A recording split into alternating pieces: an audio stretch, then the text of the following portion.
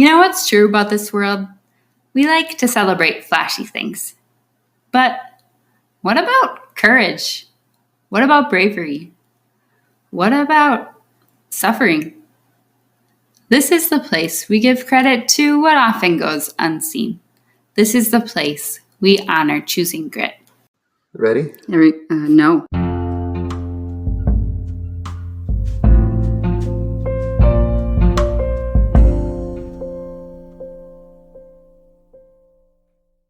Hey everybody, I'm alive. I hope you are too. I mean, obviously, physically you are if you're listening to this, but hope you are in other senses, non-physical senses of the word as well. I've been meaning to share this episode and give you a little update for about 2 weeks now, but then life happened and I found myself in a few funks of needing to put everything on the back burner in order to bring down my pain, avoid the hospital, etc. And I did, but after all that happened, I thought my original update needed a little more of a dose of reality, so I did some revising, and here we are. To be honest, I would much prefer having a podcast about suffering while only talking about other people's stories, but the whole reason this space exists is because of my own experiences with suffering, so like I said, a little update and a few realizations I've had in my current season. As some of you know, and some of you may not, I'm currently in a season of not working. Ironically, I know this is also a time when a whole bunch of people are in a similar boat because of COVID-19, but in my case, this is actually something that I chose, which has been kind of freaky how that's all worked out, but it's made me 100% realize that the fact that I'm here by choice is an incredible privilege, and that's definitely not something I take lightly. For the sake of a little context, after finishing grad school in summer of 2018, I was hired as a social worker for a local nonprofit, a food pantry called the River West Food Pantry, which Lana and I actually talked a lot about in my last episode. You should just definitely listen to that if you haven't yet anyways, about her story of homelessness. But I did 2 years of service with the food pantry after undergrad, and I chose to return to them as a staff member after grad school, primarily because I really loved their mission, but also because it was a community I had really strong connections with and a staff that was really familiar with my health, and they know what they were getting into. I knew what I was getting into. I knew I was going to receive. I would have support and flexibility, and in many ways, it was a really ideal work environment for someone with a chronic illness. When I first started working with them after grad school, I operated at about 20 to 25 hours a week. And there was definitely an adjustment period, and there were times when I had to move around meetings and reschedule, etc. But overall, I was able to keep up. I packed in hours at weird times when I needed to, and I made enough to live on while also saving some money because I'm super cheap, and it was going all right. The problem, I was also 100% steeped in a very aggressive rebound headache, which is essentially what happens when you fall into taking so much medication every day to manage your pain that when you don't do that, your pain is actually made worse because of how dependent you become on your medication. And this was definitely what I was experiencing every weekend while working during that time when I tried to take a break and stop taking so much. I actually wrote a blog post during the season called What It Really Feels Like, which you can find at ichoosegrit.com. And when I go back and read this now, it's very obvious to me that I was taking too much. But at the time, I don't know, it made me feel kind of normal. And it also allowed me to have a little bit of a life outside a job. I knew I needed to make money, so I was just kind of doing what I thought was best. That is, until my neuro decided to run some yearly blood work to check on status of my organs, etc. And we did in fact see that my kidneys were starting to be affected from the amount of ibuprofen I was taking.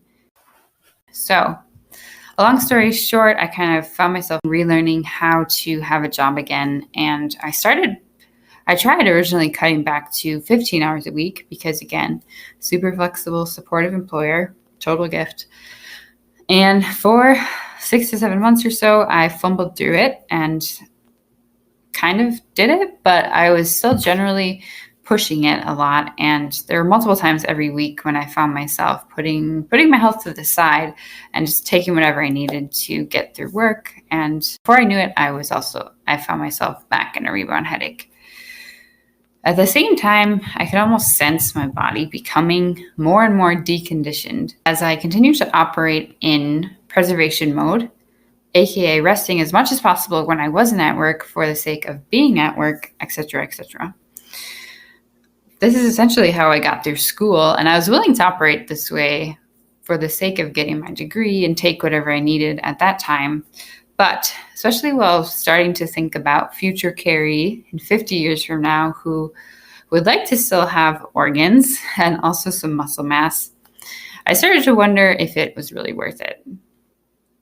So after some hard conversations with my parents and other people I trust, in the spring of 2020, last spring, I chose to stop working and wholeheartedly commit myself to two things. One, actually following some suggestions from a trusted naturopath and giving supplements another shot. And two, reconditioning my body. So I ordered every single supplement. This was during the lockdown when I originally started. Every single supplement known to help migraines, and started taking them at higher doses, having tried them in the past at common doses and not feeling a thing. And I did start to realize there was some change happening. On top of that, I started a really simple, gentle strength training routine that my mom's familiar with, that was originally designed for women with osteoporosis or arthritis issues. So I started with that very gentle routine, and slowly over time increased my reps and the weights that I added to that routine, on top of also really striving to get 10,000 steps and going for long walks every day. That slowly became a little more strenuous as I added some incline and did some longer hikes, etc. So 5 months later, today, I now do have a concoction of supplements on hand that I know I can turn to on severe days as an option besides prescription medication. That does help me. They help me sleep, and they do help me manage my pain. And I can now do more than 2 sets of squats without losing my ability to walk, or work in the garden for 2 hours without being knocked out for 2 days, as was the case in the spring. So despite a lot of messiness still needing to be worked through in terms of at one point having to completely stop my supplements because of the way they were affecting my stomach, to having to really cut back on them, to having to totally reframe my diet, I am incredibly grateful to have this time. As far as where I'm at currently, as we speak, over the past 2 weeks, hence the delay of this episode, with the weather being a bit cooler and now really feeling like I do have a stronger baseline as far as muscle strength goes, I have begun to wade into the world of cardio. As a former runner and a natural athlete, I've tried doing this many times since developing POTS and chronic migraine, and more often than not, it triggered an almost immediate severe migraine and sometimes landed me in the hospital. So generally didn't go well, even if it was simply jogging slowly for 5 minutes, which was what I tried doing off the bat in the spring right after I stopped working.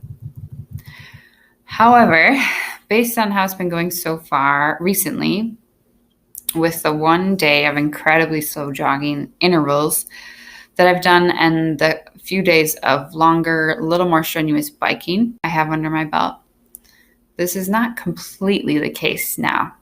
With the extra time I have in my schedule to rest and wholly focus on this, as well as the supplements I have on hand and the muscle strength I've gained and the little bit of medication I do have available because I'm not using it up on a job, it's been difficult, but I've managed to stay out of the hospital.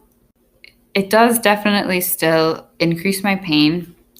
I went for a bike ride on Saturday, and with supplements and a little bit of ibuprofen, I was okay Saturday and Sunday. However, by Sunday night, it was pretty severe. And then Monday, Tuesday through Wednesday morning were very similar.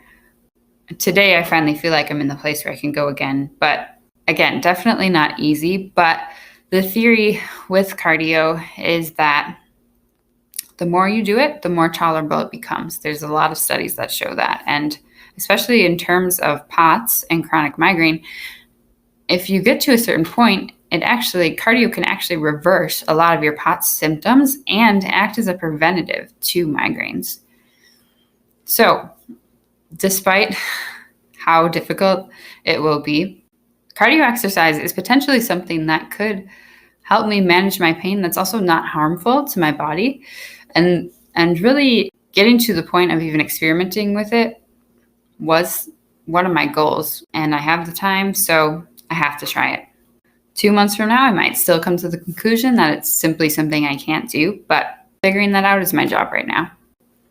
So on that note, I'm not going to pull you guys too deeply into some of the deep reflections I've had during this time, but I will say that over the past 5 months, and based on slower seasons I've had in the past, on top of my work as a social worker, it's definitely been made clear to me that we do have a society that operates under the assumption that everybody works and that everybody should work in some ways. Obviously, I struggle with some of this concept, and I know this because I can't tell you how many times I've been frozen in awkwardness the past 5 months when I've been directly asked, "What do you do?" or "What's your job?" And generally, I'm okay with being honest, depending on the relationship, but there have definitely been times when someone I don't really know asked me that, and I've had no idea how to respond. And it does raise an awareness in me of the fact that I am, quote unquote, different. I'm functioning in a way that's not necessarily normal at the moment. At the same time, I definitely get this notion. I've asked this question myself. You can learn a lot about someone by knowing what they do for work. And I do think it's good for us. Work is good for us. I really love to work, so much that I put my organs on the line. And again, one reason I'm taking this season is to hopefully get back to the point of being able to commit to a job. Because work does provide a sense of purpose, a sense of contribution to society, connection with others. And obviously, it's ideal to be able to provide for yourself and also have some left to give to others. At the same time, not always possible, whether it be for a temporary break for the sake of focusing on your health or your mental health or recovering from whatever sort of trauma you've been through, or obviously a more permanent, quote unquote, disability or condition that makes typical work impossible for you.